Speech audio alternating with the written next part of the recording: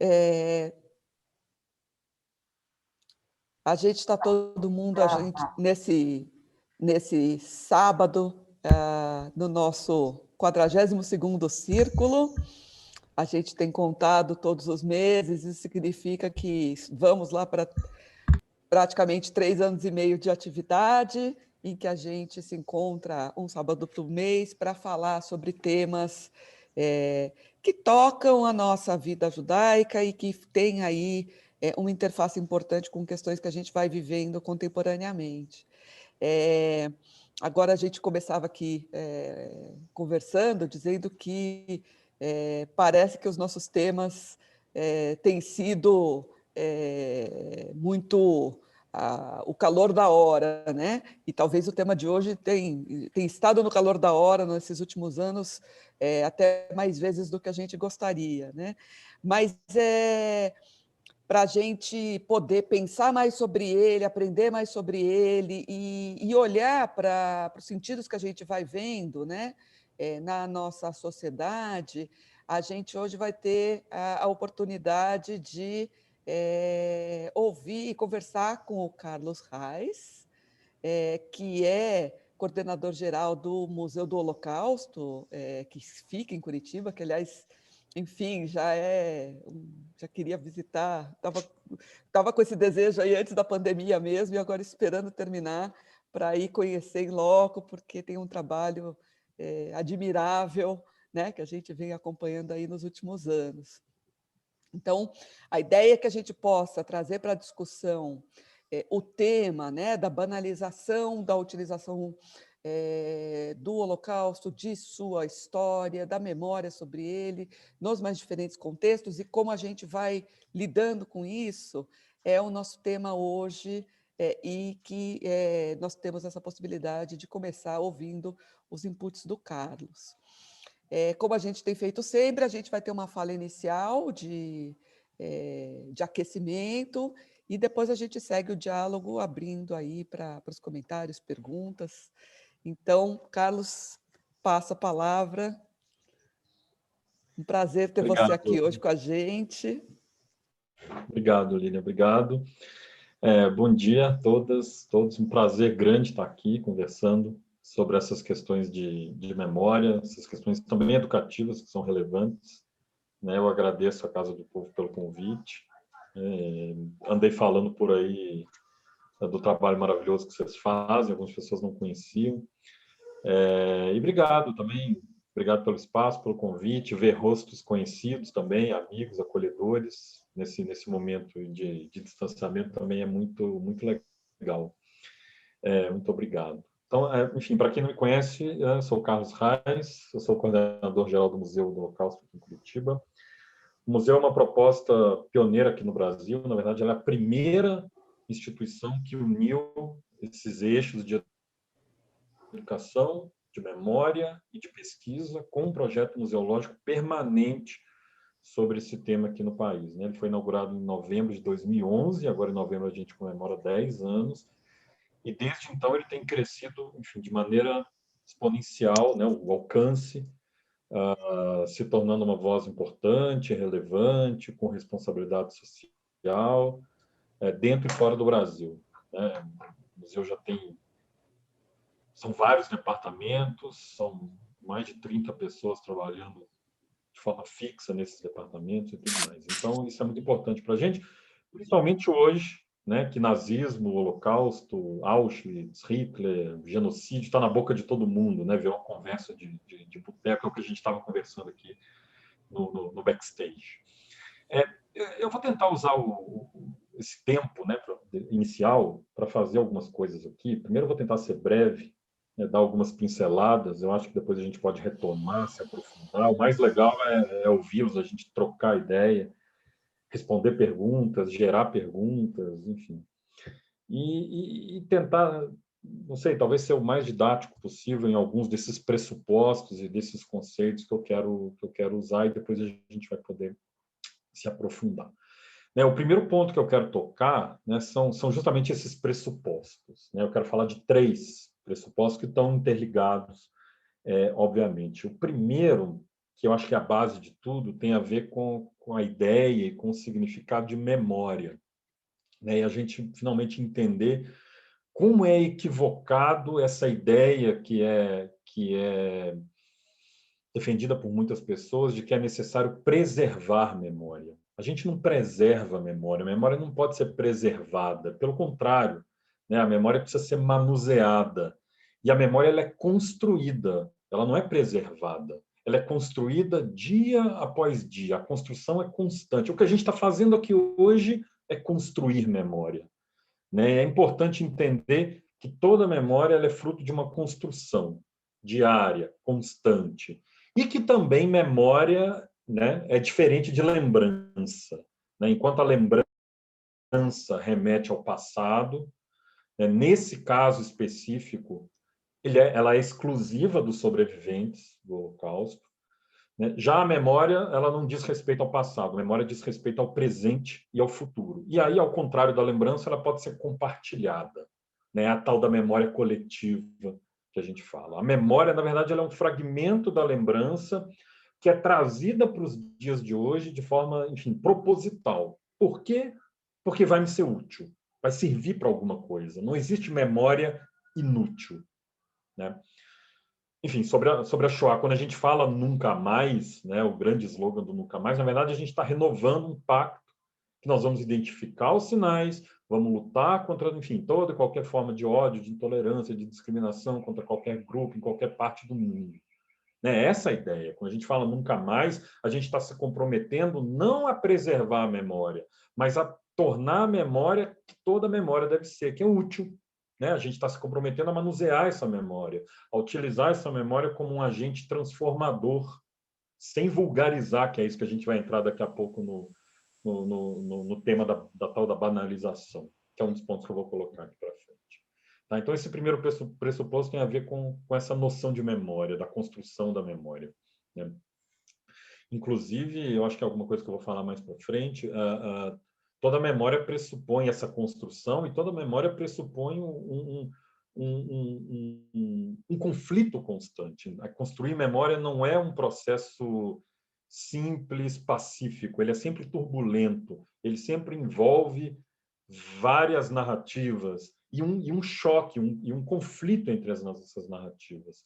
Né? E cabe a nós construir essa memória de forma com que os nossos pontos de vista se tornem hegemônicos em relação a outros. Isso é muito importante do ponto de vista teórico a respeito da memória.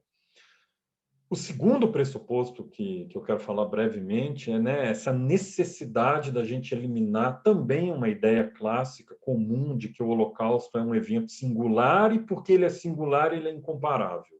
Né, e que comparar significaria um desrespeito à memória do Holocausto. Né? Não sou só eu, muita gente já gastou muita tinta, muita saliva tentando explicar isso. E o fato é que, enfim, a priori, fazer comparações entre eventos históricos, entre fenômenos históricos e humanos, porque todo evento histórico é humano, não existe história sem o ser humano, não é em si um problema metodológico. Né? É possível se fazer isso, é necessário se fazer isso, porque só assim a gente consegue dar sentido e dar utilidade, aí sim, contemporânea para o conhecimento histórico. Resumindo esse pressuposto, a gente precisa evitar essa ideia de que comparar eventos, né, ao nazismo, à Shoah, apesar de ser uma tarefa complexa, seja sempre proibido. Por quê? Porque isso contribui, né, para a tal da sacralização do Holocausto. Ela torna a Shoah um evento mítico, um evento místico, né, que só pode ser rememorado por meio de cerimonialização, de sentimento, de emoção. É como se a Shoah estivesse num pedestal mítico, né, no rol dos eventos históricos, e não pudesse ser tocado, não pudesse ser invocado, só pudesse ser cerimonializado. E aí a gente fala justamente dessa necessidade de dessacralizar o evento histórico, né, a partir da construção dessa memória, uma memória coletiva que seja universal, nós vamos falar daqui a pouco. Então, dessacralizar essa memória é muito importante. E aí a gente pensa, né, como é que a gente quer recordar a Shoah daqui a uma geração, 2, 3 gerações? Como é que a gente vai recordar a Shoah daqui a 500 anos, a 1000 anos? né? A gente vai entrar numa sinagoga, com todo respeito, e o rabino vai ler um texto lá e a gente vai tocar um reco-reco toda vez que a gente ouvir a palavra Hitler, com todo respeito, mas é isso que a gente quer? Né? Não adianta uma vez por ano a gente acender 6 velas, fazer um jogral, postar no Facebook lá uma vela dizendo nunca mais, se nos outros 364 dias do ano, essas lições que a gente constrói a partir do evento histórico, porque o evento histórico não te dá lições cruas, né? O Holocausto não é escola de nada, mas a gente constrói a partir do evento. Se essas lições, se a gente não conseguir decodificar, elas não servem para nada, né? Tem uma coisa que é definidora. Não adianta a gente fingir que está ouvindo sobreviventes ou que ouviu sobreviventes se existe uma dificuldade de decodificar e usar isso. Memória precisa ser utilizada, precisa ser usada. E essa dessacralização pressupõe quebrar, né, uma série de concepções históricas que são fruto da construção da memória, né, que foram criadas lá no pós-guerra, que é a não comparação, que é o vitimismo, que é o particularismo, que é o destaque no horror, que é o destaque na morte, que é essa desconexão completa com o presente. Mas voltando à questão do evento incomparável, né? A história é uma ciência comparativa por excelência, né? O Holocausto é fruto dessa história, é um fenômeno, como eu disse, humano, pode, deve, por definição, ser usado como comparação, como analogia. Para isso, a gente usa modelos, a gente usa arquétipos, né? Um deles, que eu vou falar lá na frente, que é o caso do próprio genocídio. O Holocausto foi um genocídio.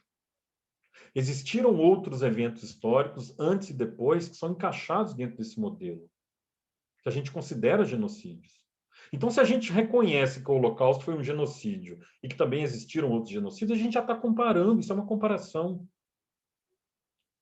Tudo isso é uma premissa básica de estudo da história, é um axioma. Enfim, eu digo, né, costumo dizer para as pessoas, se você não concorda com isso, a gente não adianta nem caminhar, né? A gente pode parar a conversa por aqui, porque é um pressuposto, é um consenso historiográfico que os eventos históricos precisam ser comparados, precisam ser manuseados dentro de critérios muito rígidos, que a gente vai falar um pouco mais para frente. E o terceiro pressuposto tem a ver com o momento histórico que a gente está vivendo, né? Que é um momento crucial na construção da memória da Shoah. Né? E por quê? Passados mais ou menos 80 anos, esse é um momento crucial, porque a gente está numa era de transição.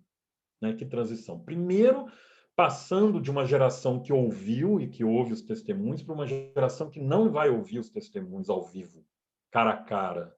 Por mais que existem aí esses projetos fabulosos, principalmente nos Estados Unidos, que envolvem inteligência artificial, holograma, é uma loucura, tem umas coisas muito legais que eles estão fazendo. Mas mesmo assim, né, a gente pode conversar sobre isso. Mas os sobreviventes estão nos deixando, né? Enfim, aqui no Brasil, a gente tem um registro de cerca de 300 que ainda estão vivos. Mas, enfim, se todos eles viverem até os 120 anos, eu espero que todos ainda cheguem aos 120, restam aí quantos anos? 20, 30, 40? Contando os que nasceram durante, né, o Holocausto. E a segunda transição justamente tem a ver com a concepção, né? A gente está num momento de amadurecimento de uma concepção que nasceu há mais ou menos 40 anos, que é essa da memória coletiva da Shoah, não apenas do ponto de vista judaico particular, mas universal. É uma concepção que nasce nas universidades israelenses, a partir de pesquisadores, historiadores, muitos deles sobreviventes, refugiados do nazismo, sobreviventes do Holocausto. E eu estou falando de uma memória que não serve só para a gente fortalecer a nossa identidade judaica e lutar contra o antissemitismo. Se a gente utilizar a memória do Holocausto para fortalecer a nossa identidade judaica e lutar contra o antissemitismo só, eu digo para vocês, é um grande desperdício, é uma pena perto do potencial educativo e de transformação que o Holocausto tem para toda a sociedade. A memória coletiva universal pressupõe, então, que existem valores, que existem princípios, né? O Aristóteles vai chamar de virtudes, que podem ser transmitidas a partir da Shoah. Né? decodificar a tragédia e retirar dela esses valores que podem ser compartilhados para o mundo inteiro, aí sim isso é possível, isso é desejável. É como a gente fala aqui no Museu do Holocausto, o objetivo do Museu do Holocausto não é transmitir o Holocausto. O objetivo do Museu do Holocausto não é passar nomes, números, datas, informações sobre o Holocausto. O Holocausto é a ferramenta poderosíssima que a gente usa justamente para transmitir valores. A gente quer transmitir valores. E o conjunto de valores que a gente usa para viver em sociedade, para saber o que é certo e o que é errado, para tomar decisões, a gente chama de ética, né? Falar de Holocausto é falar de ética. Então, que valores são esses? Tolerância, respeito, democracia, coexistência, equidade, a questão dos direitos humanos, pluralidade, diversidade, liberdade, justiça, resistência, resiliência, toda a questão do valor da vida. Esses são os pressupostos importantes. Então, tudo isso que eu falei, a questão da memória, né? A questão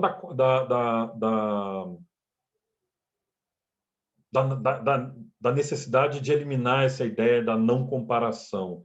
E esse momento histórico que a gente está vivendo de transição são os três pressupostos para a gente falar de banalização da Shoah. E a minha tese é que esse conceito de banalização da Shoah ele foi banalizado. A própria ideia de banalizar a Shoah foi banalizada. Eu até escrevi um texto há alguns meses atrás falando da necessidade de desbanalizar a banalização do Holocausto. Por quê? Porque qualquer ato de comparar virou banalizar, né? O argumento contra o que ficou conhecido como banalização da Shoah, que é típico de um discurso particularista judaico, ele tem sido, enfim, banalizado com uma acusação contra qualquer tipo de comparação, como se toda analogia fosse passível de ser condenada pelo simples fato só de ter sido realizada, né? Então, muitas comparações, sejam as pertinentes, sejam as impertinentes, sejam aquelas lógicas, sejam aquelas criminosas também, elas têm sido deslegitimadas já no pontapé inicial, com essa justificativa de que está banalizando o Holocausto, né? Como se a alegação, que às vezes é criteriosa, que é definida com metodologia científica, que não é uma mera opinião, anulasse o mérito da comparação, né? Que pode existir, como eu falei lá atrás. Né? O que eu estou querendo dizer? Enfim, que a falta de discussão sobre o conteúdo e os critérios das analogias que têm sido feitos, e a condenação da comparação por si só, é que banalizam o argumento da banalização do Holocausto. A gente não discute conteúdo, a gente não discute o critério, a gente não discute a metodologia criada ou utilizada para se fazer analogia, né? Simplesmente se condena a comparação por si só, e isso é banalizar o Holocausto. A gente tem que se ater ao conteúdo e não ao fato da comparação ter sido realizada. E aí eu entro com outro conceito, que não é o da banalização da Shoah, e sim o que nós chamamos da vulgarização da Shoah. Porque banalização tem a ver com a quantidade, tem a ver com a saturação. E eu não estou preocupado com isso. Que bom que o Holocausto esteja sendo banalizado em termos de saturação. Significa que os nossos esforços de colocar as lições do Holocausto no debate público estão funcionando. Que bom que se fala de Holocausto. E a gente precisa usar isso como uma catapulta para falar de outras questões que nos afligem hoje. Eu vou falar disso mais depois. Porque falar sobre o Holocausto não pode estar desconectado das questões, das mazelas contemporâneas que nos afligem hoje. Então, é falar sobre racismo, é falar sobre violência contra a mulher, é falar sobre acolhimento a refugiados. Como é que você vai falar sobre o Holocausto hoje se você não fala sobre refugiados, se você não fala sobre LGBT e fobia, se você não fala sobre intolerância religiosa, toda a questão do racismo no Brasil?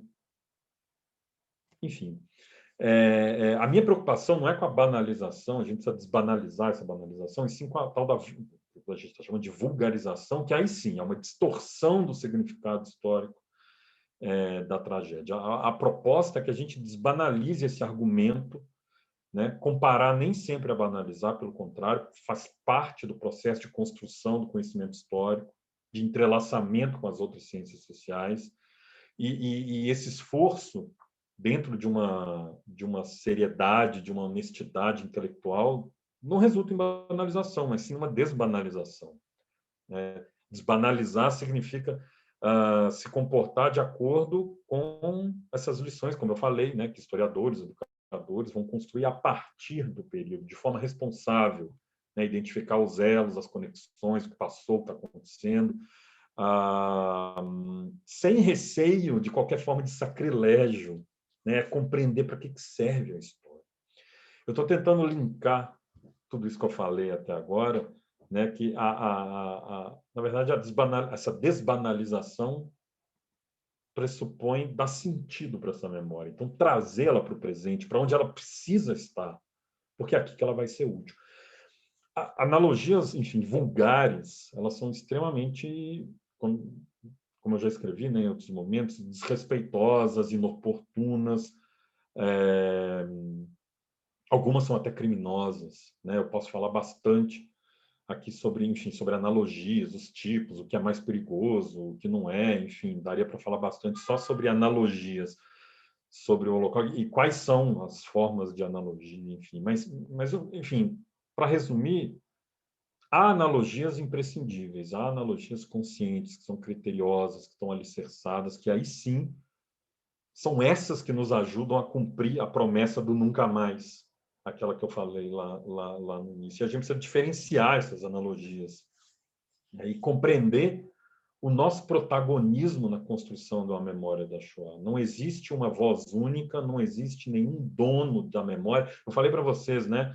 Construir memória pressupõe batalha, conflito de narrativas. Não existe ninguém que pode se colocar como o guardião da memória do Holocausto, nem mesmo o sobrevivente do Holocausto. A partir do momento que as lembranças do sobrevivente se transformam em memória e em memória coletiva, isso já sai da alçada do sobrevivente, já não mais lhe pertence a memória, e sim a lembrança.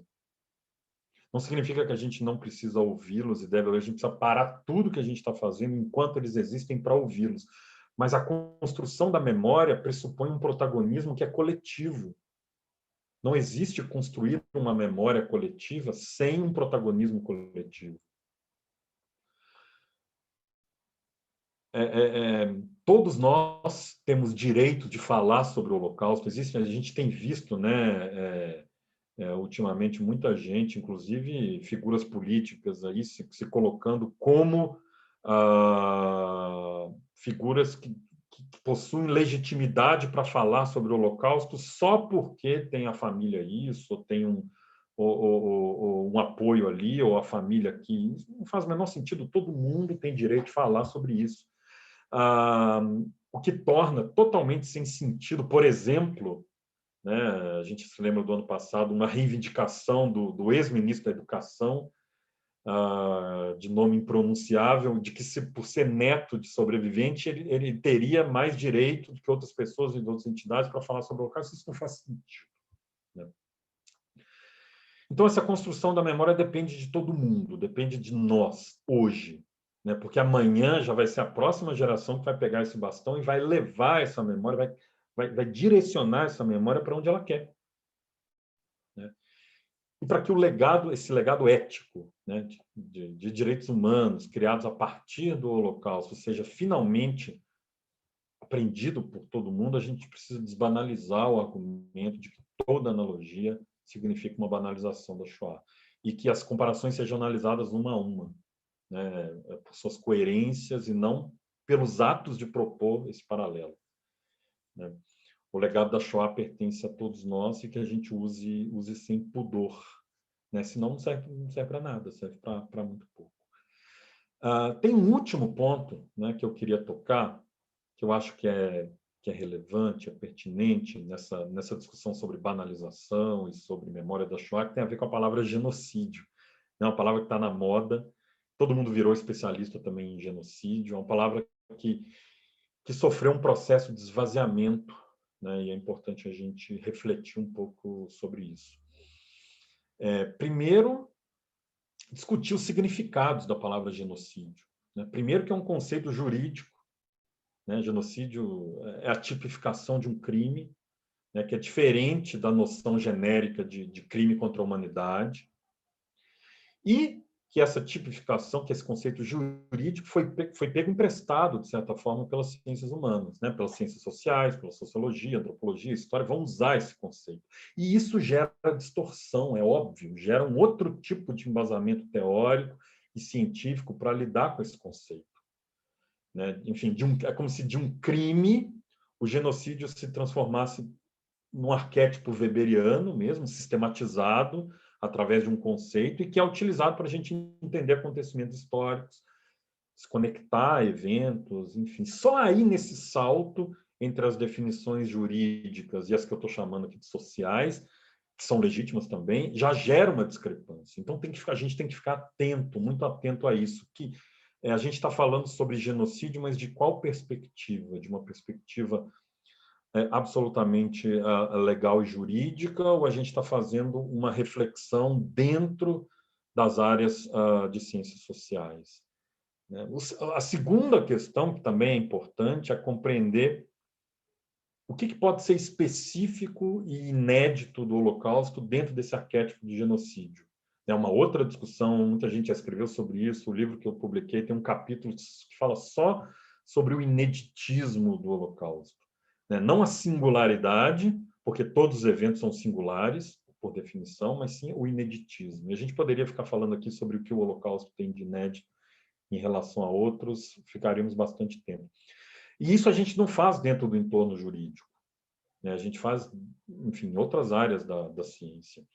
E aqui agora, enfim, como eu falei, né, isso não importa tanto para a gente, mas também é uma questão relevante, né? Eu tenho uma ideia, uma tese, que eu ainda estou conversando com algumas pessoas, tentando organizar essas ideias melhor, de forma mais evidente, justamente sobre essa noção de esvaziamento do conceito de genocídio, como o conceito de genocídio foi se esvaziando e a noção de holocausto como se ela tivesse, no decorrer da história, incorporado características que são específicas do conceito de genocídio e não do conceito de holocausto.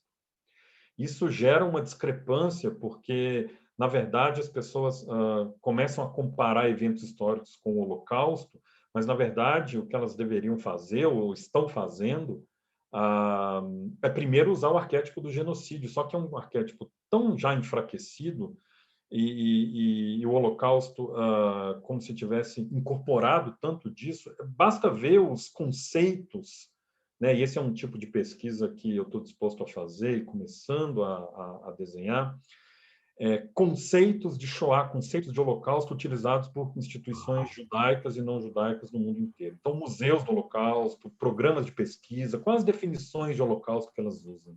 E quando a gente vai analisar esses conceitos, essas definições, se a gente tira a palavra holocausto, muitas vezes a gente olha a definição e fala, isso aqui não é a definição de holocausto, isso aqui é a definição de genocídios. Vocês estão entendendo o que eu estou falando, né? Isso gera uma certa problemática. Mas isso, enfim, é uma pesquisa que eu pretendo avançar nos próximos meses.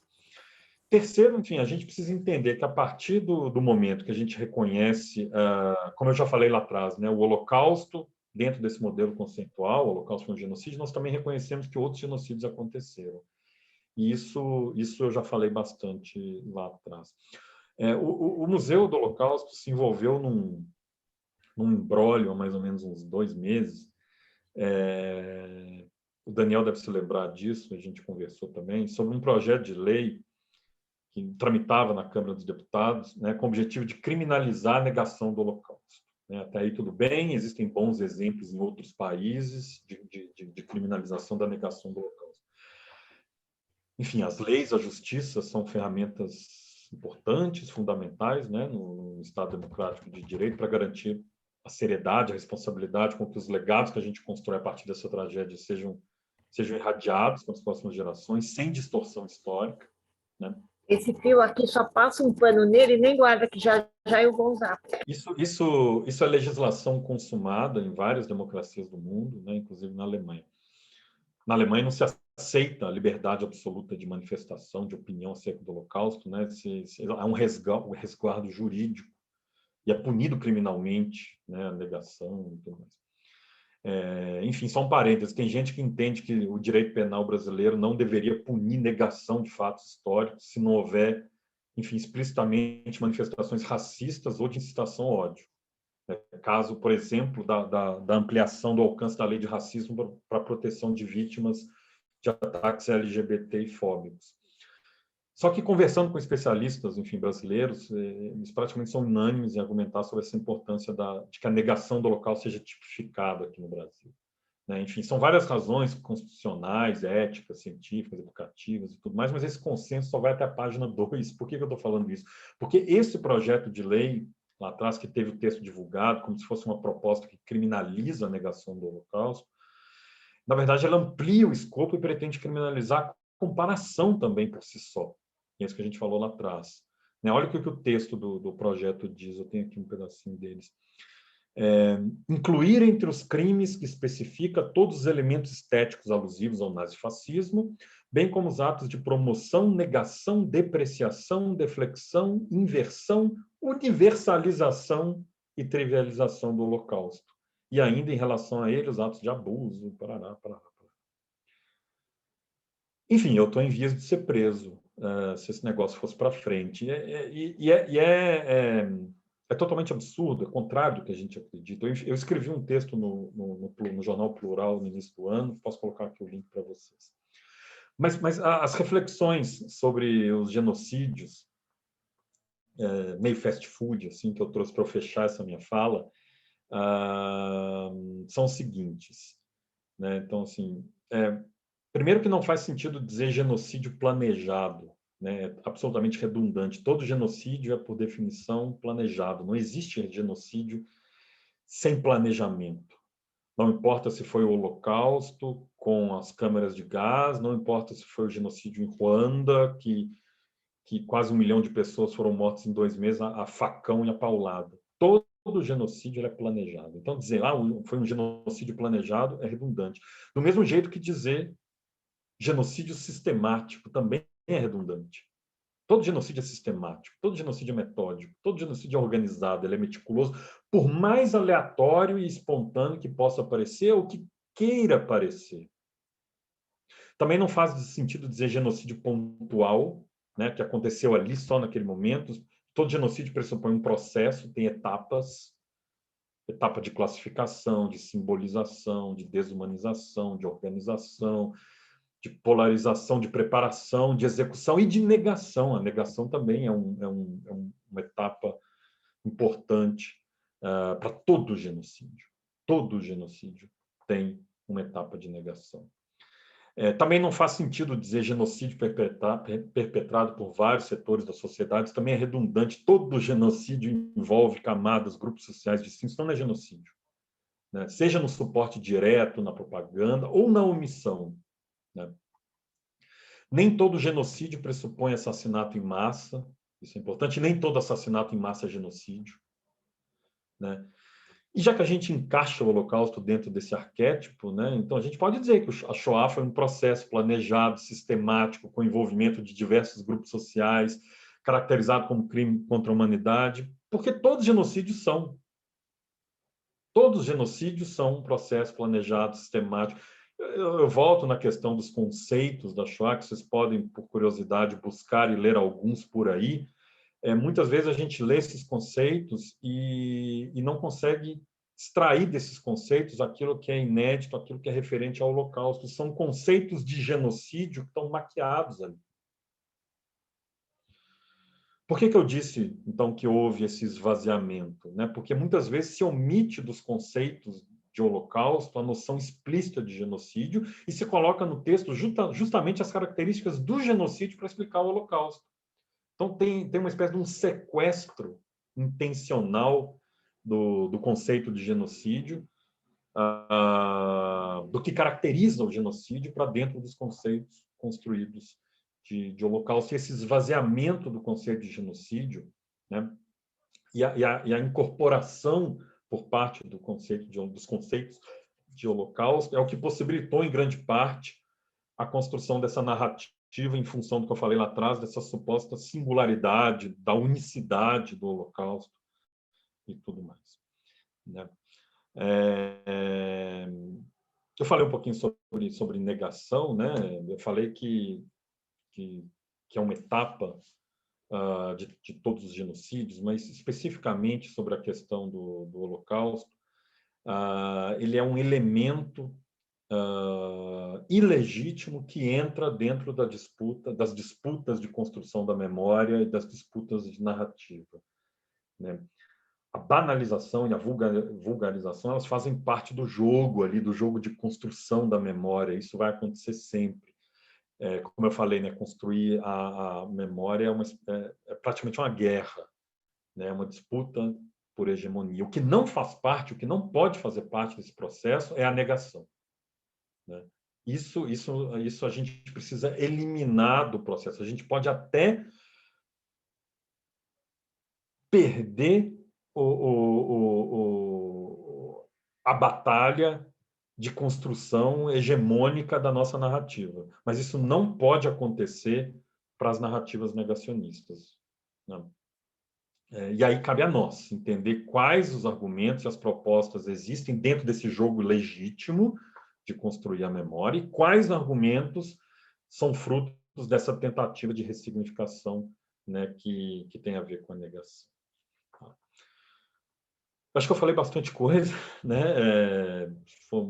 Enfim, imagino que vocês tenham colhido aí, pensado o que imaginam ser mais interessante. Eu agradeço, eu fico à disposição para os comentários, para as perguntas. Eu convido, para quem não conhece, a conhecer o trabalho do museu, enfim, seja nas redes sociais ou com os profissionais de cada departamento que eu falei. A gente tem um departamento de educação, um departamento acadêmico que liga as questões das universidades, um departamento de comunicação, de exposições itinerantes, enfim, são alguns, o departamento de museologia, o departamento de história, que é muito importante dentro do museu.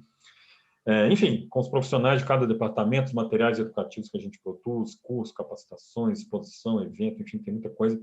A exposição permanente aqui em Curitiba está fechada, isso é importante, desde março do ano passado, em razão da pandemia. Para nós, por enquanto, não importa a bandeira que a prefeitura ou o governo coloca, se a bandeira é laranja, amarela, vermelha, cinza, roxa. Nós somos uma instituição que fala de vida, a gente não fala de morte. Falar sobre o Holocausto é falar sobre vida, e é por prezar pela vida que a gente não reabriu até hoje. Tem uma questão que é muito importante nossa, de trabalhar, de olhar o Holocausto em função da vida daquelas pessoas e da nossa própria vida. O museu faz, por exemplo, campanha de doação de sangue, doação de medula. As pessoas falam, mas o que tem a ver o Museu do Holocausto com doação de sangue? E a nossa resposta é basicamente óbvia.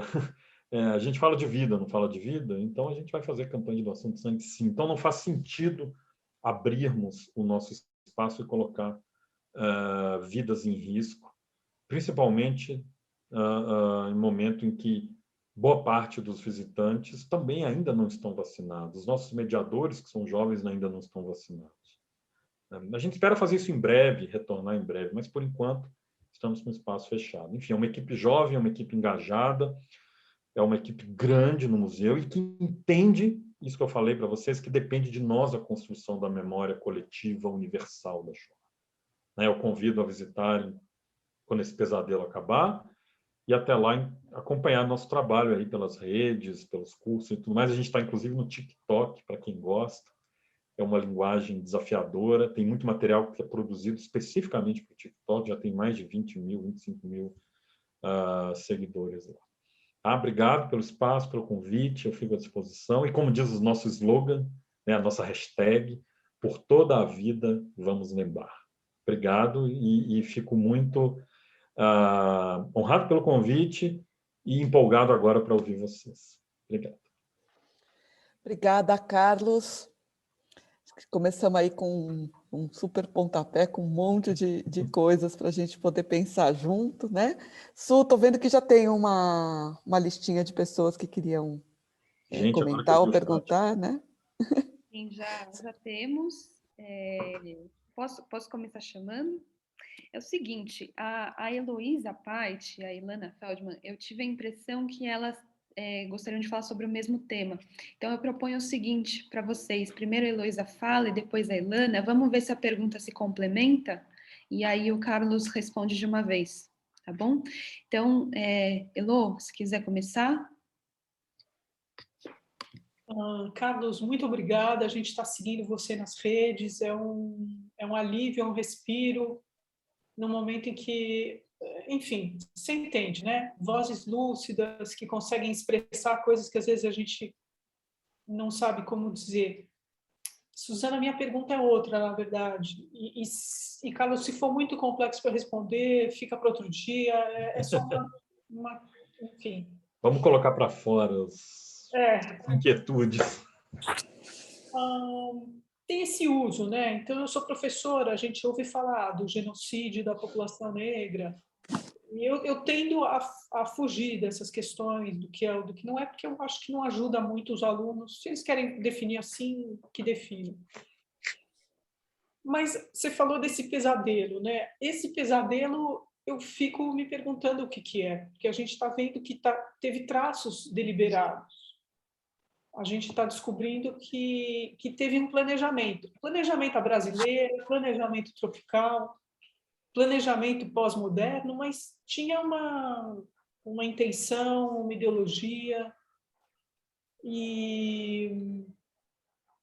Então, eu fico me perguntando, quem estuda essas questões, como é que está lidando com o que eu vejo como o uso de uma condição natural, assim como os gulags usaram o frio, na Armênia se usou a exaustão, enfim, esse uso de condições naturais, no nosso caso, o vírus, para impactar, para alavancar o número de pessoas mortas. Eu sei que não é genocídio, porque não foi tão focado, então isso já descaracterizaria. Mas como vocês estão vendo o que está acontecendo no Brasil ainda? Porque ainda não terminou, né? A gente ainda está vivendo esse pesadelo de 1.000 pessoas morrendo por dia, que é um número brutal. É que a gente acostuma, mas é brutal. Bom, em termos de trabalho diário, eu costumo dizer que existe uma dificuldade no trabalho de todo museu, que é, em primeiro lugar, se colocar como parte da sociedade. Né? O museu ele não pode viver dentro de uma bolha, ele precisa entender onde ele está. Né? Significa o quê? Que não faz sentido a gente pegar um projeto do Yad Vashem e copiar e construir em São Paulo igual. Né? Nem pegar o Museu de Washington e trazer para o Rio de Janeiro. Por quê? Porque os museus precisam entender onde eles estão. Eles precisam, primeiro, compreender quem está em volta e, em segundo momento, entender esse diálogo e abrir esses canais de comunicação.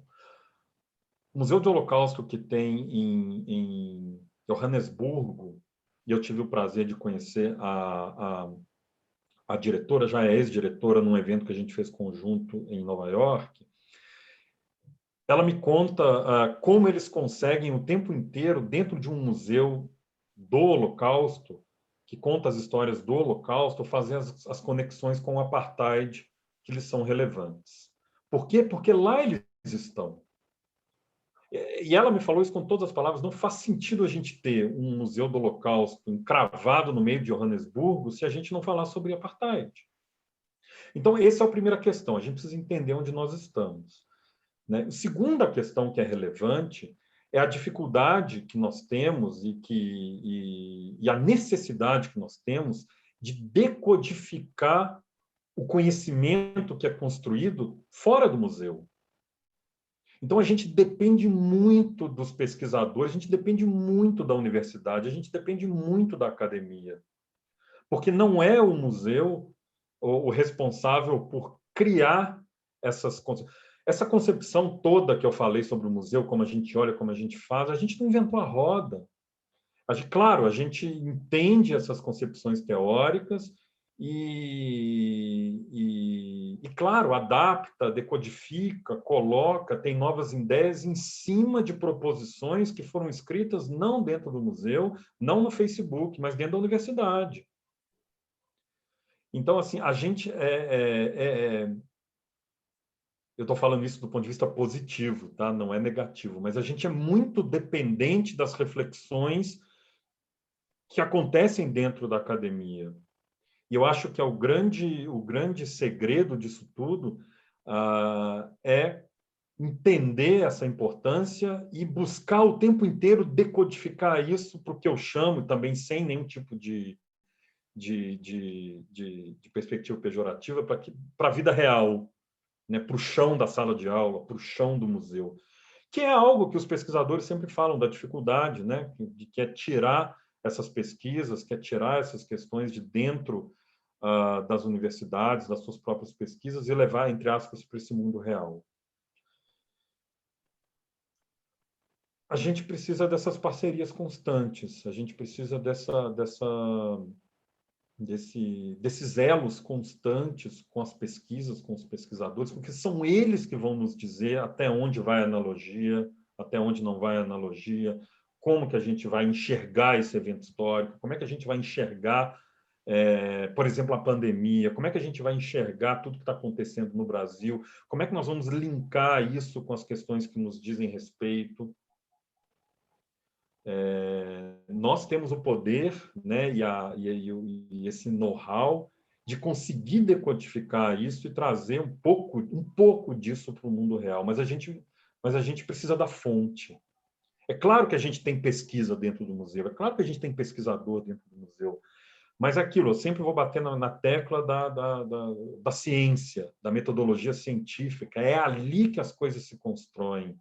Não é no textão do Facebook, não é na live grotesca. É dentro da universidade, é ali que se constrói o conhecimento. E cabe a nós, sociedade, o museu como parte da sociedade, absorver isso e tentar decodificar e tentar usar isso. E é uma dificuldade e é um processo constante. Como a gente vai sair desse pesadelo? A partir do momento que a gente tenha muita reflexão, muita pesquisa e muito esforço em decodificá-las, em trazê-las para o mundo real. Eu acho que a gente precisa seguir nesse caminho. Não sei se respondi também ou se eu deixei mais inquietude do que resposta. Acho que faz parte, né? Deixar mais inquietude e respostas. Carlos, eu vou chamar então 3 pessoas agora. Eles vão fazer as perguntas uma atrás da outra e você responde todas de uma vez, só por conta do horário mesmo, tá? Tranquilo, eu vou marcando aqui. Legal. Então vamos lá. A Ilana Feldman. Pode começar, depois eu vou chamar a Pérola, depois o Samuel Kilster. Oi, Carlos, bom dia.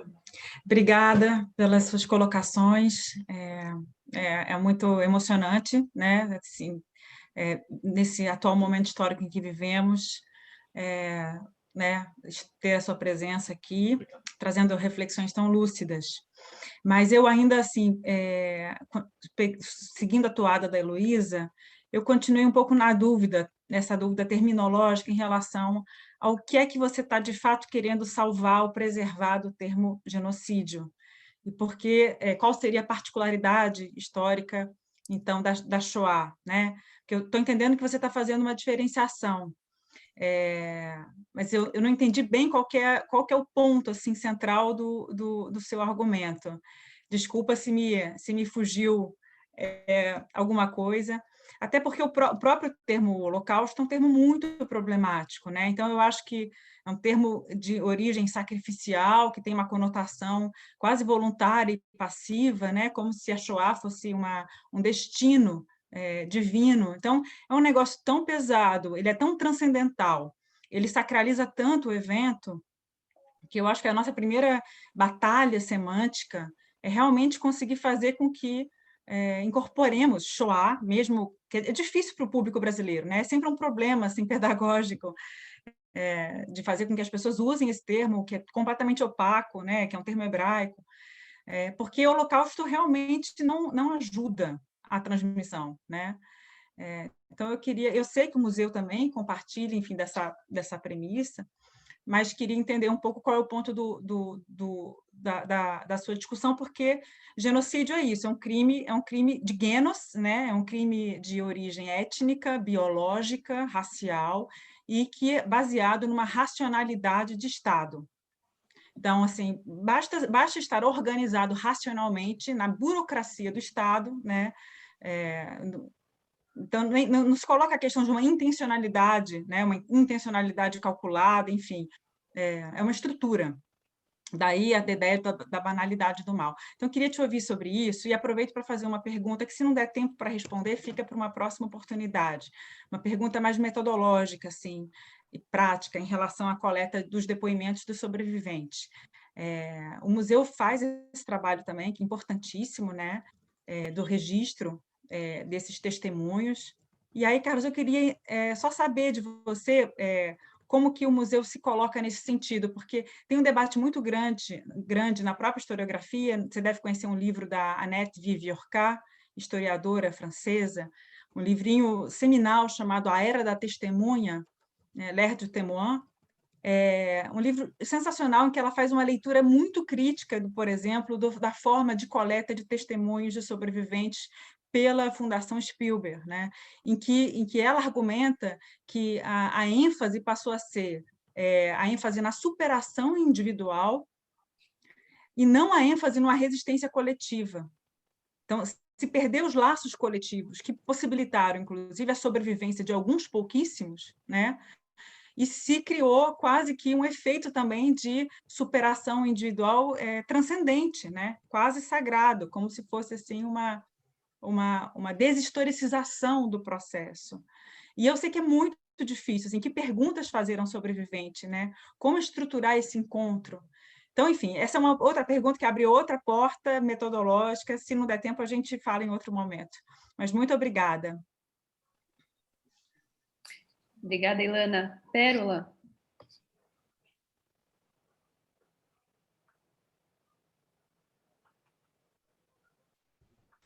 Pronto. Oi, Carlos, tudo bom? Oi.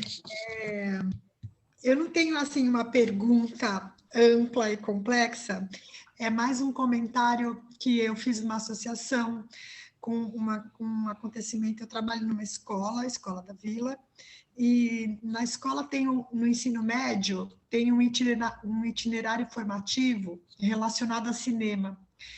E me chamou muito a atenção, porque os estudantes podiam escolher entre uma lista de mais de 100 filmes para fazer uma análise. E como eu fui a responsável pela revista do trabalho, me chamou muito a atenção que a lista de Schindler e a Arquitetura da Destruição foram filmes escolhidos só por estudantes judeus. Então, me chamou a atenção em dois sentidos, né? O quanto o sentimento de pertencimento é forte, né? Para esses estudantes terem escolhido justamente filmes relacionados a temas judaicos. Na verdade, a Arquitetura da Destruição teve um estudante que escolheu. A lista de Schindler teve uns 4. E me chamou essa foi uma atenção positiva, mas me chamou uma atenção negativa. Por que outros estudantes não escolheram falar sobre um tema que, como você falou no começo, não é um tema só relacionado ao judaísmo, mas é um tema relacionado à história mundial, né? E aí, diante de tudo que você falou, eu acho que a memória, em vez de ser preservada, ela tem que ser realmente perenizada, né? Para que mais estudantes que não são judeus possam escolher filmes como a lista de Schindler para fazer uma análise. E aí a minha pergunta é retórica, porque assim, como fazer isso, né? Como levar o tema do Holocausto para mais estudantes, enfim, uma relação mais ampla, como tornar o tema do Holocausto realmente um fato para ser estudado por mais pessoas e não só conhecidos entre nós, a nossa comunidade, né? Isso é só um comentário rápido sobre o genocida, pode ter sido banalizada, pode ser o que for, mas que é muito bom sair na janela e gritar genocida, isso é. Obrigada. Obrigada, Pérola. Samuel, para terminar a rodada. Então, falando do genocida aí, da Pérola, a questão é a banalização que eu estou querendo chamar a atenção, né? O Holocausto, e aí, Carlos, você deixou isso bem claro, mas eu queria reforçar essa ideia. O Holocausto foi capturado atualmente no embate político e ideológico aqui no Brasil. Então, a direita acha que se a esquerda usar o Holocausto, ela está banalizando o Holocausto. E a esquerda, e aí eu vou dizer todos aqui presentes, porque nós somos aqui homogêneos, né? E a esquerda acha que quando a direita fala do Holocausto, ela está banalizando. Então, nós estamos num embate político ideológico. Nós não estamos discutindo mais o Holocausto, nós estamos usando o Holocausto, né? Tanto que a polêmica chave, né, no que eu estou dizendo, é se o nacional-socialismo é de direita ou de esquerda. Isso dá claramente o imbróglio de onde está a discussão hoje sobre o Holocausto. Começa com o nacional-socialismo, né, que vai ser destacado pela direita, né? Eu uma vez estava isso muito antes do Bolsonaro pensar em se candidatar a presidente. Eu estava numa palestra de um sobrevivente e ele usou a palestra dele, era sobre o Holocausto que ele estava falando, né? Para falar mal da esquerda, para dizer que a esquerda era... Ele já sabia, sabe? Alguma coisa assim. Ele já sabia, quer dizer, ele se manifestou claramente, politicamente, dentro do contexto brasileiro, para se manifestar uma política de direita, que eu fiquei assustado. E cá entre nós, eu também uso. Eu, como de esquerda, eu uso sim. Aliás, todos nós usamos. A Pérola acabou de falar isso. A gente usa fora do contexto da pesquisa acadêmica, no embate político, a gente tem usado isso. Nós aqui chamamos de banalizar toda a direita que usa e vice-versa. É isso. Obrigado.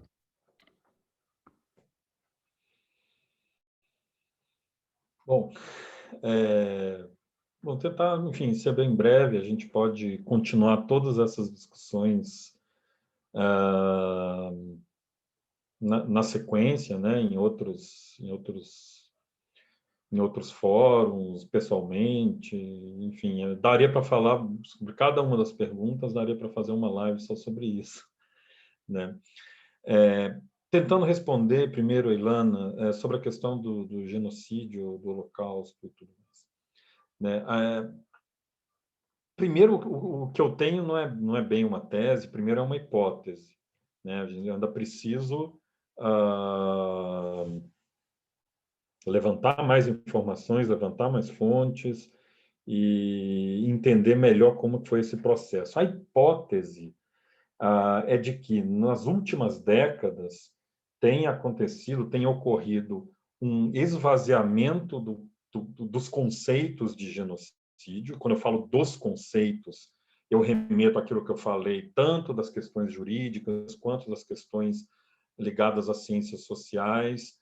Não existe um único conceito, mas existe um esvaziamento dessa ideia, dessa noção de genocídios, ao mesmo tempo em que existe uma espécie de um sequestro por parte de instituições e de grupos de pesquisa e de organizações que conceituam o Holocausto. Se a gente levantar alguns conceitos de Shoah, o que é Shoah? O que é Holocausto? Holocausto. Vamos ver isso no Museu de Washington, vamos ver isso no Yad Vashem, vamos ver isso nos núcleos de pesquisa judaico que existem em universidades nos Estados Unidos, no mundo inteiro, vamos ver isso no Museu de la Shoah de Paris. E a gente pegar esses conceitos, a hipótese é de que esses conceitos eles são basicamente conceitos de genocídio. Tá? E que não trabalham com aquilo que eu falei, não com a especificidade, não com a particularidade da Shoah, mas com o ineditismo da Shoah. Quem vai usar essa ideia de ineditismo é o professor Yehuda Bauer, grande referência naquilo que diz respeito à pedagogia da Shoah. Ele vai usar essa expressão, né? A gente não tem que olhar aquilo que é particular, porque todos os eventos são particulares, e sim aquilo que foi inédito. Tá? Essas questões inéditas, sim, já estão colocadas, já estão de consenso, né, acadêmico. Então, assim, a gente pode pensar o que o Holocausto tem de inédito em relação aos outros genocídios e que não fazem parte dos conceitos e que deveriam, de alguma forma, fazer. Né? Na verdade, existem 3 elementos que tornam o Holocausto inédito em relação a outros genocídios. Tem um capítulo do livro do Bauer que vai falar isso. O meu próprio livro tem um capítulo que fala só sobre o ineditismo do Holocausto. Enfim, ele fica refutando várias teses de por que o Holocausto seria um evento inédito, particular. Por quê? Porque a maioria das teses já está inserida no conceito de genocídio. Então, as pessoas falam, o Holocausto o que existe de particular no Holocausto é que foi um extermínio extremamente planificado. Não, todo genocídio é planificado. O Holocausto é diferente porque teve envolvimento da classe média, dos intelectuais e tudo mais. Não, todo genocídio tem isso. O Holocausto o que existe de particular é a brutalidade, é a passividade, sei lá, intencional da população, ou é o número de mortos. Nada disso faz sentido como algo inédito particular, porque tudo isso está encaixado no conceito de genocídio, inclusive as questões relacionadas à modernidade que o Bauman vai trabalhar no livro dele. Tudo aquilo, por mais que se tente colocar aquilo como um diferencial, o Bauer vai dizer que não, que isso está já encaixado no próprio conceito de genocídio. Então, o que tem de diferente? O que tem de inédito? Esses 3 elementos. O caráter global, total e ideológico do Holocausto. Global por quê? Porque o problema que os nazistas viam nos judeus não era um problema alemão e não era um problema europeu, era um problema global. E o futuro da humanidade dependia de resolver esse problema global. E os perpetradores trataram de lidar com esse assunto de forma global, diferente dos outros genocídios que tinham acontecido até então, que eram fenômenos locais, e não dependia deles a solução dos problemas do mundo. O professor Bauer vai chamar isso de internacionalização do extermínio. Então, essa característica, né, de ser global é uma diferença, é uma questão inédita que o Holocausto tem em relação a outros genocídios. Eu falei global, total e ideológico. Global por isso. Total por quê? Porque o extermínio foi desenhado para ser o mais completo possível. E nem na colonização ibérica a gente viu essa totalidade. Né? Ela está toda baseada num plano, numa política de extermínio total e global. São conceitos que se complementam. Ideológico por quê? Porque a motivação não foi real. Não foi algo que os judeus tenham feito.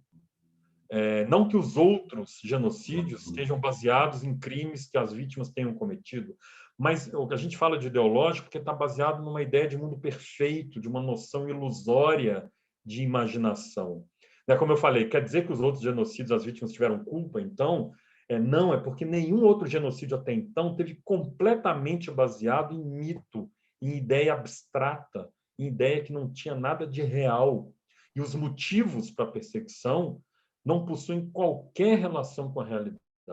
Então, esses 3 questões que são já foram muito escritas pelo Bauer, pelo Davi Banquier, enfim, a lista, né, de pesquisadores israelenses que vão escrever sobre essa ideia de globalidade, totalidade e concepção ideológica, faz com que sejam essas as questões. Mas aí eu volto na questão do genocídio, né? Analisando os primeiros conceitos que são utilizados, enciclopédicos, de instituições, de museus, de núcleos de pesquisa, a gente lê o conceito e, se omitir a palavra holocausto, a gente está praticamente lendo um conceito de genocídio, como se todos os outros genocídios pudessem ser encaixados ali. Então, é mais um pouco disso que eu estou falando, enfim, esse esvaziamento faz com que tenham como consequência as comparações diretas com o Holocausto e não com o genocídio. E é o que a gente está vendo aqui hoje. A consequência prática do esvaziamento dos conceitos de genocídio é a dificuldade que a gente tem de chegar num consenso de que o que está acontecendo aqui é genocídio ou não. E aí o que acontece? Se pula para o Holocausto. Tudo isso gera consequências complexas para as nossas análises, né? O que eu acho que deveria ser feito é uma tentativa de resgate da força e do poder e da complexidade dos conceitos de genocídios. E aí a gente vai comparar o evento histórico com o genocídio. E lá dentro a gente vai decidir se funciona melhor com o Holocausto, com Ruanda, com Darfur, com os armênios ou com a Europa, com a América indígena. Aí a gente vai decidir isso. Sobre a questão das coletas de depoimentos, eu concordo totalmente com a complexidade e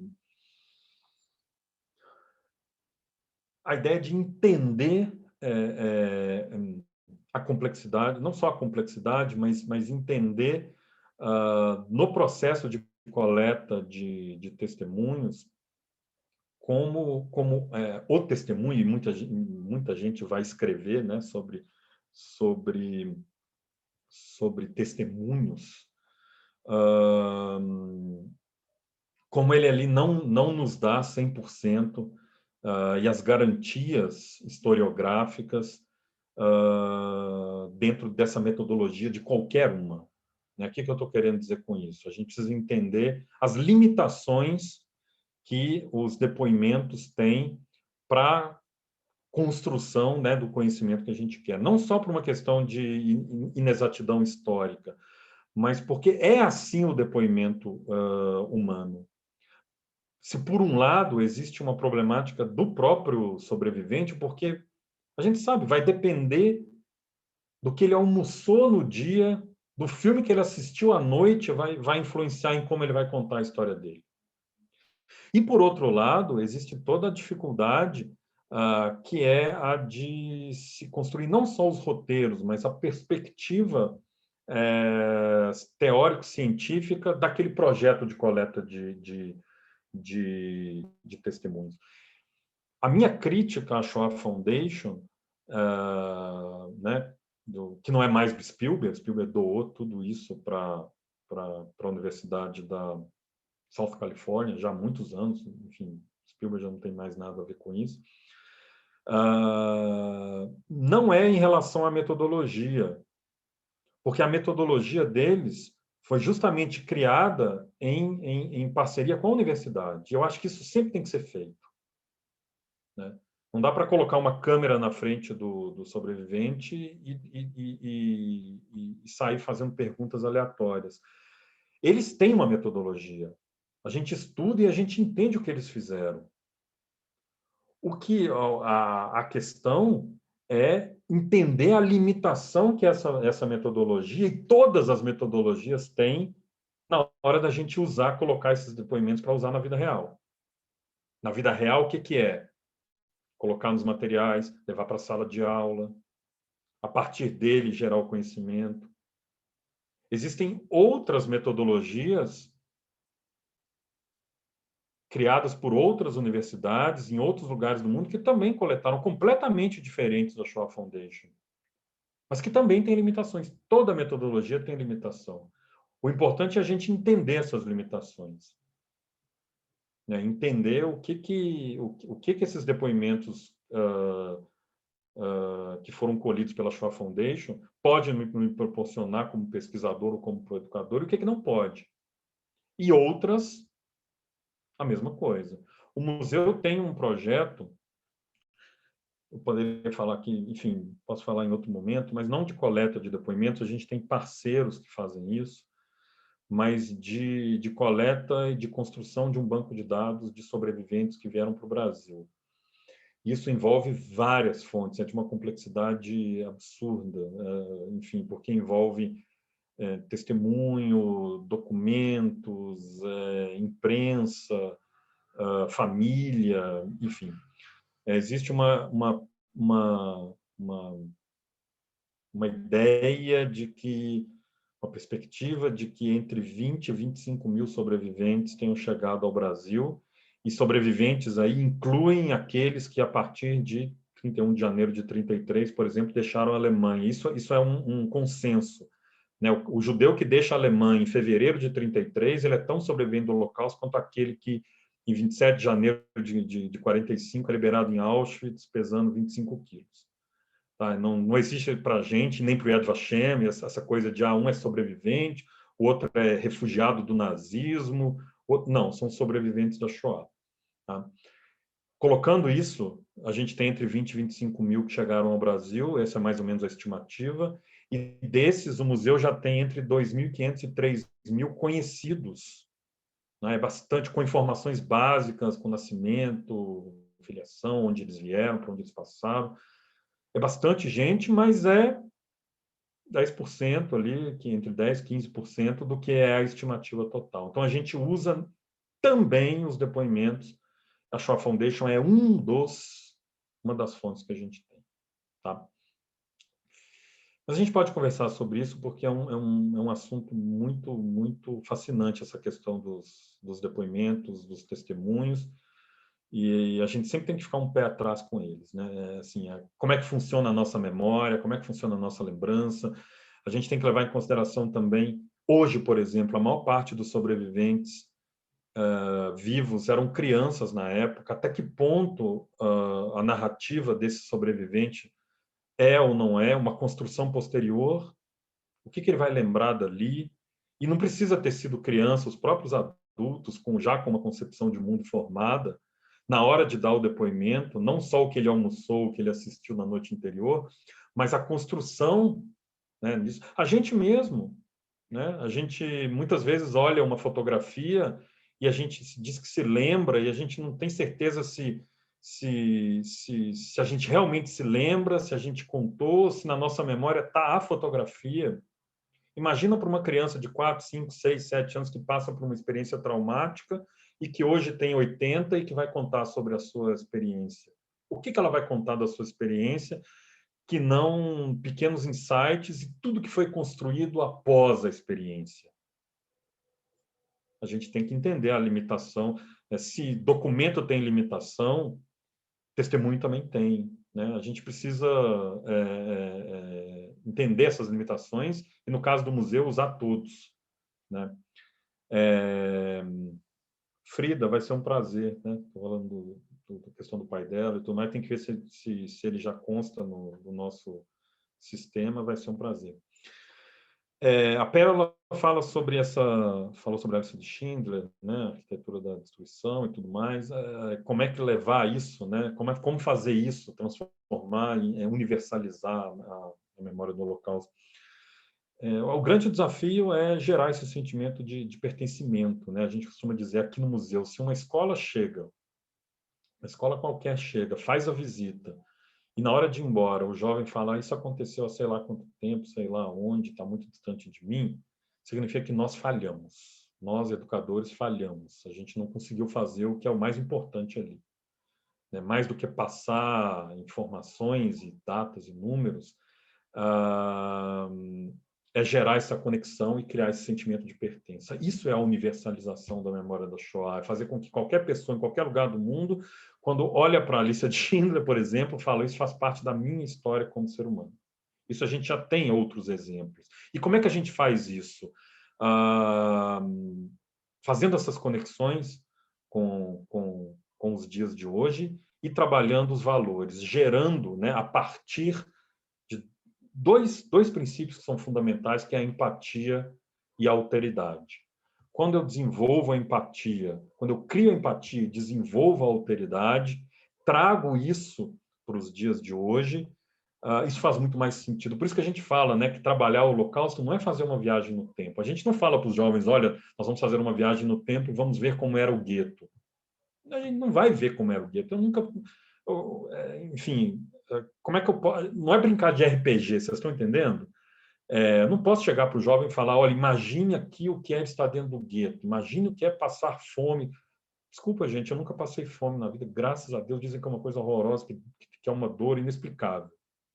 Então, a gente não faz viagem no tempo, a gente faz o contrário, a gente puxa para hoje, porque é hoje que vai fazer sentido. E aí a gente vai discutir essas questões a partir da empatia e da alteridade. Né? Existe um pesquisador brasileiro, apesar do nome, chamado Carl Schuster, que vai escrever bastante sobre a questão da alteridade relacionada ao Holocausto e que tem textos brilhantes escritos sobre isso, e a gente está o tempo inteiro, claro, com uma parceria com ele, tentando decodificar isso, trazer para o chão do museu. E o Samuel entra numa questão que é fundamental, que é do embate, né? Enfim, do embate político, né? sobre o uso do Holocausto, que tem como consequência, do ponto de vista positivo, do sucesso, de certa forma, em se trazer o tema do Holocausto para o debate público de décadas, mas, por outro lado, do ponto de vista negativo, a utilização do evento histórico como uma simples ferramenta ideológica partidária para ser usado em opostos políticos. Essa questão do nazismo, da esquerda e da direita, ela também é um consenso historiográfico, né? Isso, a gente chegar em 2021 discutindo isso, é algo que se não é para deixar em choque, é algo a mais do que isso. Mas eu acho que a gente precisa dar um passo além disso, né? A gente precisa dar um passo além disso. Eu estou com um artigo pronto para publicar, numa coletânea que vai ser publicada agora no segundo semestre, da Associação Brasileira de Escritores, alguma coisa assim. É um evento, é um projeto grande, a Cláudia Costin está envolvida, enfim, tem muita gente envolvida. Mas é um artigo que fala sobre a influência negativa do falso debate acerca da natureza política do nazismo para a educação sobre o Holocausto no século XXI. Então, ao invés de discutir se o nazismo é de esquerda ou se é de direita, e existe o consenso historiográfico que o nazismo está lá no espectro da extrema-direita e ponto, só que ao invés de a gente discutir isso, a gente vai discutir qual que é a influência negativa que essa pseudo-discussão tem para a educação sobre o Holocausto hoje. O que isso atrapalha hoje? O que discutir nazismo de esquerda ou de direita atrapalha, incomoda e prejudica nessa construção da memória e na educação sobre o Holocausto hoje? É isso, é ali que a gente tem que chegar. Ultrapassar essa barreira, né? Passar a arrebentação e já começar a discutir o que essas pseudo-discussões causam na educação sobre o Holocausto. Esse artigo vai ser publicado agora, mas, enfim, de qualquer forma, é um assunto importante, enfim, a gente discutir o que aconteceu com o consenso antifascista, né? O que está acontecendo com as questões ligadas a direitos humanos, enfim, tudo isso resvala nas questões ligadas a negacionismos e tudo mais. Mas, enfim, Acho que a gente precisa parar de entrar nessas questões de consenso historiográfico, que são imutáveis, né? O Bobbio vai falar bastante sobre a questão da esquerda e da direita, sobre perspectivas. Não dá para você falar da esquerda sem falar da direita. Esses conceitos existem um em função do outro. Mas a gente tem que dar um passo além e começar a discutir o que isso está atrapalhando, o que isso está nos incomodando e qual que vai ser o prejuízo se a gente não conseguir fazer essa reflexão e dar essa virada, né? O que pode acontecer com a educação e a memória do Holocausto nas próximas gerações se a gente não resolver esses problemas.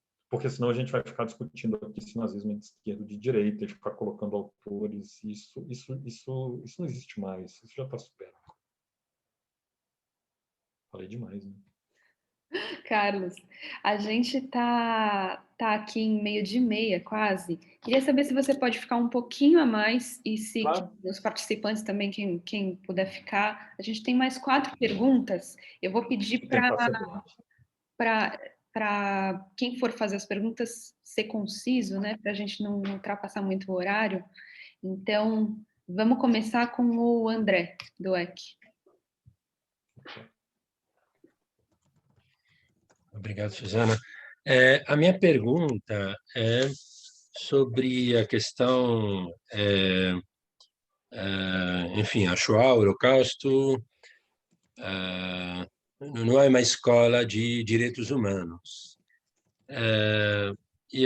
Mas aí a gente fala da pedagogia da Shoah, educação sobre o Holocausto, enfim, a gente viu o que aconteceu, o Holocausto nunca mais, não quer que volte a acontecer, claro, mas, enfim, e a questão do educativo ali, do museu, né, e a questão da memória, né, para que serve, enfim, e o que fazer com isso, fiquei confuso na questão de, não é uma escola, lógico, não é uma escola de direitos humanos, mas pedagogia da Shoah, enfim, educação sobre o Holocausto. Você falou um pouco sobre o educativo, mas, não sei, fiquei um pouco confuso. Se você pudesse me ajudar, por favor. Obrigada, André. Vamos agora para o Horácio.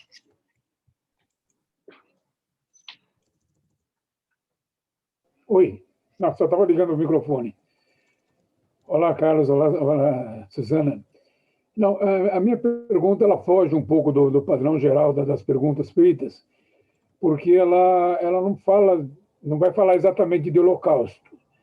Ela fala de um genocídio que não é pontual e usando seus conceitos, ele não é pontual e é planejado, que é o genocídio dos povos indígenas, do que eu conheço, pelo menos do Brasil, que eram estimados 3 milhões em 1500, e hoje, passado 500 anos, devem ter 800 mil que se declaram indígenas.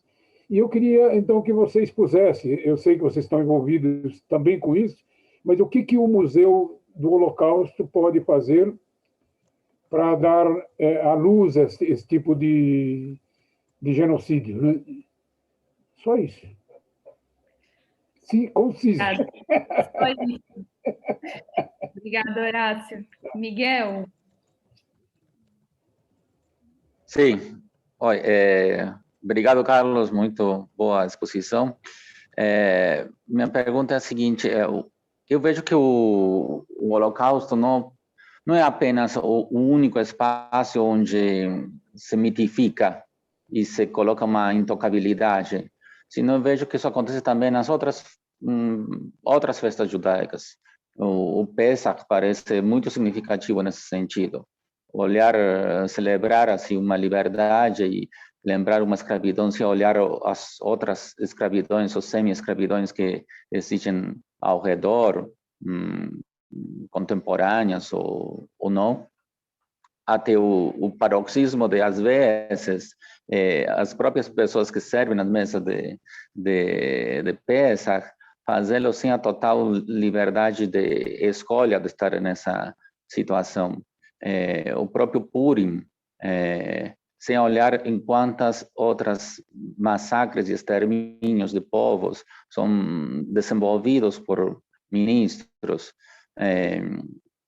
Me parece que não é essa mitificação, intocabilidade não é restrita ao Holocausto, sino de uma forma de celebrar, de comemorar sem espaço para reflexões. E o que cria também é voltando ao ponto que você falava justamente agora há pouco, não cria uma apatia, não uma empatia com o outro. E me parece que se colocar em um lugar muito especial na humanidade, sim, é o povo escolhido, tão escolhido que até para as atrocidades maiores que a humanidade desenvolve, até para isso é escolhido. E que isso, bom, em definitiva, também cria ou gera muito antissemitismo, até esse efeito colateral, essa falta de empatia com o outro, ou falta de olhar para o outro, que cria mais antissemitismo do que, na verdade, a vitimização que essa exclusividade coloca. Bom, essa é uma reflexão que eu queria ouvir do teu lado. E quais são as ações concretas que o museu realiza e que se observa uma transformação ou apenas uma conscientização dessa colocação que possam ser propositivas no sentido de criar espaços de transformação, de gerar um pensamento um pouco mais crítico nesse sentido. Obrigada. Obrigado. Miguel, vamos fechar agora com a Elisa, Carlos, depois volto a palavra para você.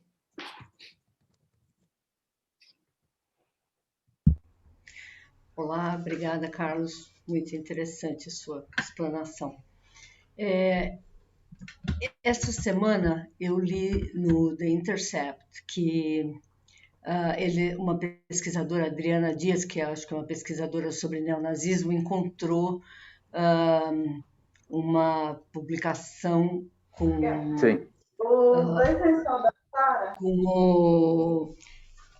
foto e comentários do Bolsonaro num site neonazista de 2006 ou de 2004.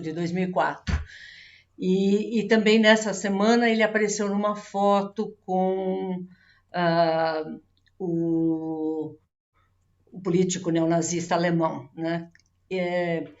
Eu queria entender, quer dizer, não sei se você vai ser capaz de responder isso, mas que dissociação é essa que uma parte da comunidade judaica faz entre esses fatos, quer dizer, em 2018, quando eles apoiaram, não só apoiaram e financiaram a campanha do Bolsonaro, eles poderiam, talvez, inocentemente, vamos dizer assim, dizer que estavam apoiando isso em nome de uma outra coisa, mas com esse escancaramento dessa natureza, como é que se dissocia uma coisa dessas de toda a história judaica? Quer dizer, que mecanismo mental é esse que dissocia uma coisa da outra? Só isso. Bom, então, tentando ser breve nas respostas, primeiro o André, que falou sobre a questão da pedagogia da Shoah, a educação sobre o Holocausto, ao mesmo tempo que a Shoah não é uma escola de direitos humanos. A questão, ela a priori, ela é muito simples, né? No sentido de que nenhum evento histórico ele te entrega de bandeja, de forma nua e crua, as lições do nada. Nenhum evento, principalmente eventos históricos traumáticos ligados a genocídios, eles te entregam, como eu falei, né, lições prontas e existem para que isso aconteça. Todas as lições, toda a construção da pedagogia da Shoah, tudo aquilo que a gente hoje, 80 anos depois, entende que é a educação sobre o Holocausto, é uma construção posterior. Isso que a gente faz hoje, que é falar Holocausto nunca mais, que é ouvir os sobreviventes, que é fazer as conexões com a realidade, que é compreender o Holocausto dentro desse ou daquele arquétipo, levar as lições para... Tudo isso é fruto de uma construção posterior, né? Quando o último campo de concentração e extermínio foi liberado, ou quando o último campo de refugiados foi fechado, não existia essa concepção que nós temos hoje do que é a memória da Shoah. Basta se aprofundar no que o Estado de Israel, o establishment, o Estado de Israel fez com a memória da Shoah nas primeiras décadas. De que forma o Estado de Israel oficialmente lidou com a memória da Shoah nas primeiras décadas, legitimando única e exclusivamente a narrativa e o discurso da resistência armada, colocando no debate público única e tão somente as questões ligadas à reparação por parte da Alemanha. É a gente analisar quando são publicados e quando se tornam referências as primeiras autobiografias escritas por sobreviventes. Qual é o papel do julgamento de Eichmann em Israel em 1961, para que essa memória, para que isso passasse a ser discutido e conversado na sociedade israelense. Então, memória é uma construção. Então, a gente está hoje num patamar que nos permite avançar as questões relacionadas à educação sobre o Holocausto, que nós não estávamos nos anos 60, nos anos 70, e muito menos em junho de 45, quando a guerra já tinha acabado na Europa. Então, assim, nada te entrega... existe a necessidade de que a ciência, né, os pesquisadores, os historiadores, os educadores, formatem e criem ali os elos que são fundamentais para que a gente traga isso e que decodifique isso. Então, não existe nada cru, né? Falar, porque Auschwitz é uma escola de direitos humanos, Auschwitz, para falar... Não, Auschwitz é a morte. Mas somos nós, aqui hoje, que a partir da morte a gente ressignifica para olhar a vida.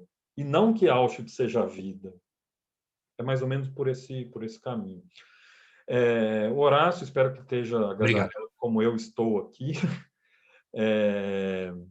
Falou sobre a questão do genocídio dos povos indígenas, né? O museu lançou essa semana uma iniciativa gigantesca com várias instituições, inclusive o IB no meio ali, a Universidade Federal do Maranhão, Mato Grosso, aldeias, enfim, uma quantidade de gente, enfim, coletivos, quilombolas, enfim, sobre um curso de pós-graduação, um curso aberto sobre genocídios contemporâneos. E aí a gente vai falar de Holocausto e vai fazer todas as conexões, e também um curso de extensão de vivências nas comunidades indígenas, enfim, é um negócio muito legal. Depois a gente pode passar o link. Mas, assim, no geral, o Horácio perguntou como é que a gente pode fazer isso. Eu acho que é uma questão muito mais geral, né? Eu acho que está mais do que provado que é necessário. Isso eu falo olhando para a gente aqui só, diante do grupo que a gente tem aqui hoje. A gente precisa urgentemente repensar boa parte da metodologia que as instituições comunitárias judaicas usam para combater o antissemitismo. E eu falo especificamente do antissemitismo.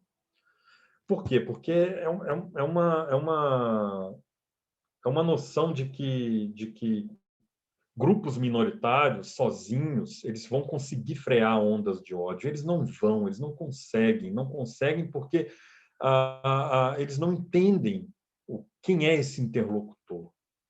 Todas as vezes que uma entidade judaica se posiciona perante a sociedade em razão de algum evento que seja antissemita, ela é vista como uma entidade que só usa da prerrogativa do lugar de fala para se posicionar. E aqui eu retorno a essa necessidade da gente criar esses laços. A experiência do Museu do Holocausto, nesses quase 10 anos, ela mostra que o combate ao antissemitismo, principalmente nos dias de hoje, ele precisa ser feito de forma conjunta, por uma questão de essência, né? Conjunta, não só entre as instituições judaicas, mas a gente precisa levar isso para fora, porque tem a ver com os valores, né? Como eu falei. É uma questão de princípios, né? Nós, como comunidade judaica, a gente precisa se inserir nos debates públicos sobre intolerância, sobre genocídios, que aí vem essa questão do genocídio indígena. A gente precisa, sim, ser mais uma voz na sociedade para a luta contra o racismo, contra o preconceito, mas a gente precisa se engajar nas outras lutas, até para que a gente receba o engajamento dos outros grupos, das outras minorias, das outras vozes, na nossa luta particular, que é contra o antissemitismo. O museu é um case maravilhoso de como isso é possível ser feito, né? Através de parceria, do contato constante, das iniciativas são constantes.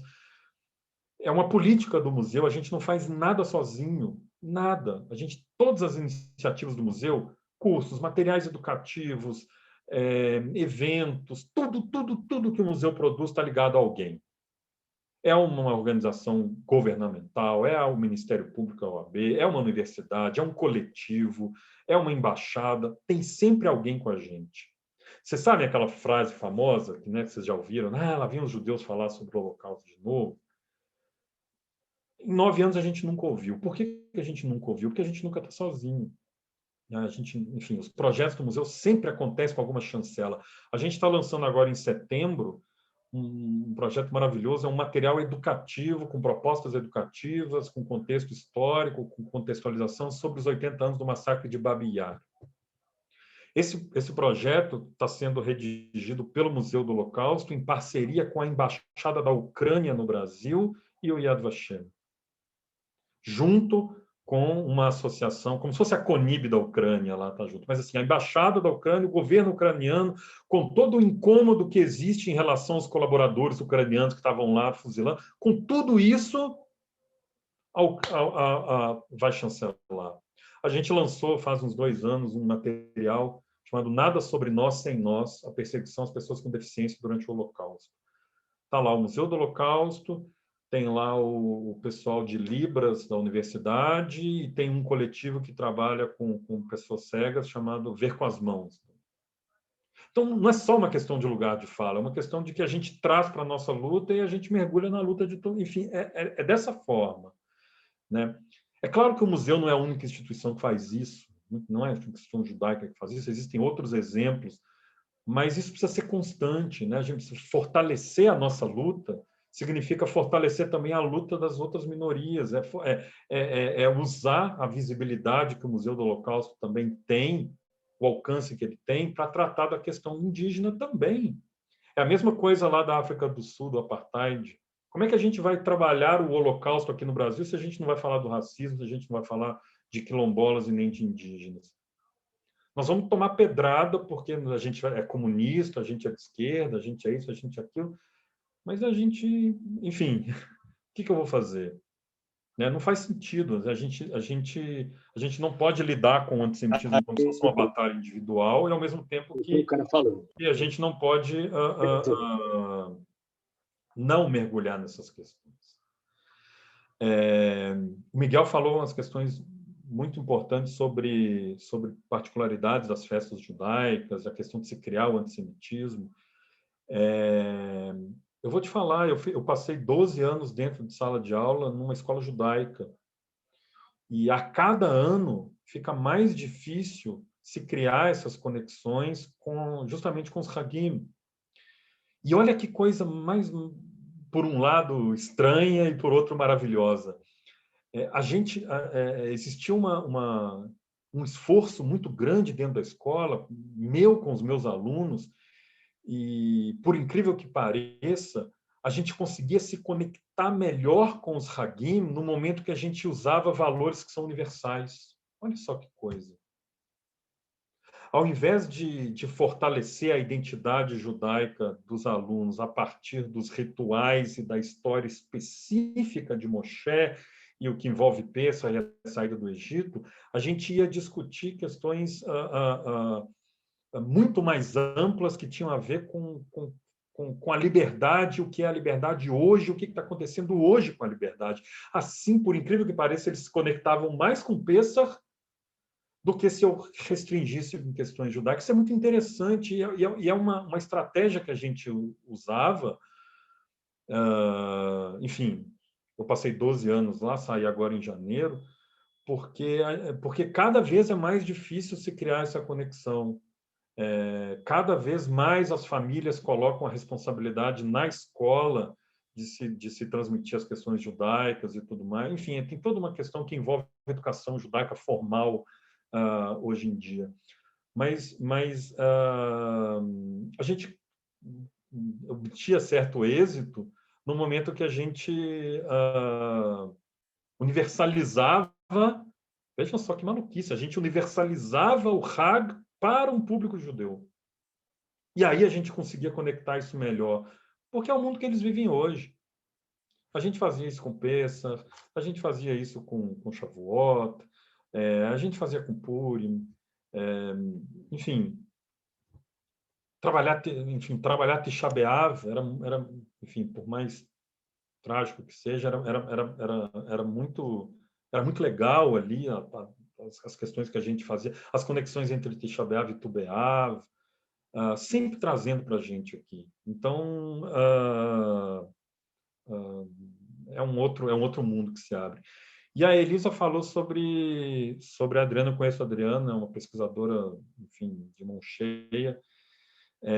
Bom, isso também, né, dá para falar bastante sobre isso, mas a questão geral é que grupos, né, na verdade, criam escudos para legitimar suas próprias narrativas. Né? É o que ficou popularizado com a expressão do passar pano, é isso. Eu vou responder isso com uma frase da Deborah Lipstadt. Deborah Lipstadt, vocês devem ter visto que ontem ou anteontem ela foi escolhida para um cargo relevante dentro do governo americano. Eu não estou muito por dentro, acho que o Daniel talvez esteja mais por dentro dessa escolha, mas eu vi uma frase dela falando justamente sobre assim, que vai atuar na luta contra o antissemitismo desde o espectro da esquerda, que usa como escudo o antisionismo para questões antissemitas, até a direita, que usa como escudo a ligação com o povo judeu e Israel para o seu antissemitismo. Então, assim, esses escudos de narrativa, eles estão presentes hoje e geram absurdos, né? Bizarrices que a gente olha de longe e já como isso é possível, né? O caso da deputada da extrema-direita alemã que veio ao Brasil e se fotografou com o presidente da República, com o filho dele, com a presidente da CCJ e tudo mais, que o museu se posicionou, outras instituições se posicionaram. O que a gente mais recebia, e eu comecei a receber, eram vídeos e declarações dela de apoio ao Estado de Israel. E esse é o escudo que é criado. Esses escudos existem tanto na esquerda quanto na direita, né? E o fortalecimento desses escudos de narrativa, que são incorporados por muitos grupos, gera essa discrepância tão grande em posições, faz com que judeus possam apoiar neonazistas, antissemitas possam apoiar o Estado de Israel, e o contrário, né? E o contrário também, né? Em que antissemitas podem se apoiar num discurso anti-Bibi ou anti-Israel para legitimar suas próprias narrativas, e a gente vai para o outro lado do espectro político. Um dia a gente vai sair desse lamaçal de alguma forma, e a gente conta muito com, como eu falei lá atrás, com as reflexões e com a academia para poder fazer isso. A gente depende muito das pesquisas e das reflexões e da metodologia científica, enfim, dos artigos, das discussões alicerçadas cientificamente, para que a gente comece a olhar a luz no fim do túnel. Em algum momento a gente vai sair desse lamaçal.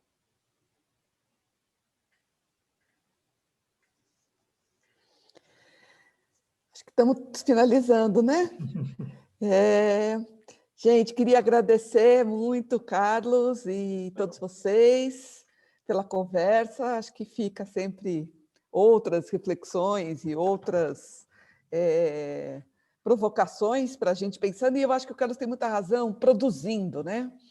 Acho que quando a gente fala de escudos, quando a gente fala dessa disputa de narrativas, que acho que a gente tem ficado sempre muito aflito com tudo isso, mas eu acho que é isso, ocupar esses espaços com conteúdo de qualidade, com posicionamentos, com recusa, né, de entrar nessas armadilhas de ocupação de tempo, ocupação de espaço, que eu acho que é uma coisa que tem sido muito contemporâneo, né?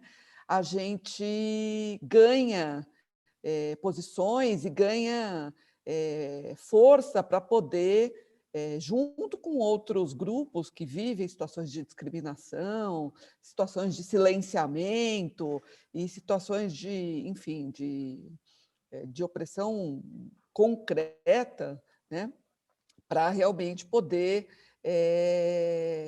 ir adiante nesse espaço que é um espaço político, que é um espaço de batalha, né? Acho que quando tudo que a gente está falando sobre memória e sobre construção desses espaços, acho que a gente não pode deixar de olhar para a história como um espaço de disputa, né? E essas disputas políticas, é o Benjamin dizendo, nem os mortos estarão em segurança enquanto esses inimigos vencerem, eles têm vencido sucessivamente. Então, eu acho que é isso, a gente honrar a memória, honrar o passado, honrar a lembrança, é a gente seguir se posicionando e estando junto, construindo esses espaços aí de debate e de pesquisa qualificada, como o Carlos disse muito apropriadamente, e como a gente fecha com ele, que é o que a gente precisa realmente saudar e exercer, né? Então, eu queria agradecer a todos. De verdade, a notícia que a gente já tem sobre agosto, dessa vez a gente já tem o Círculo de Agosto marcado, a gente vai estar juntos no sábado, dia 21, com a rabina Luciana Pajek Lederman, que vem conversar com a gente sobre mulheres e seus espaços e suas lutas dentro dos contextos do judaísmo. Então, se vocês já quiserem anotar e deixar aí marcado, o nosso próximo encontro é no 21 de agosto. Carlos está convidado a vir como participante também, enfim, os nossos convidados podem sempre se agregar e sempre bem-vindos. Espero que a gente se encontre tanto no Museu do Holocausto quanto na Casa do Povo, assim que as atividades estiverem retomadas. Então, um abraço a todos, espero que a gente se mantenha aí com saúde e coragem para seguir esse pedaço e que a gente vá se encontrando nos outros espaços também. Muito obrigado. Muito obrigada, Carlos. Muito obrigada, pessoal. Obrigado.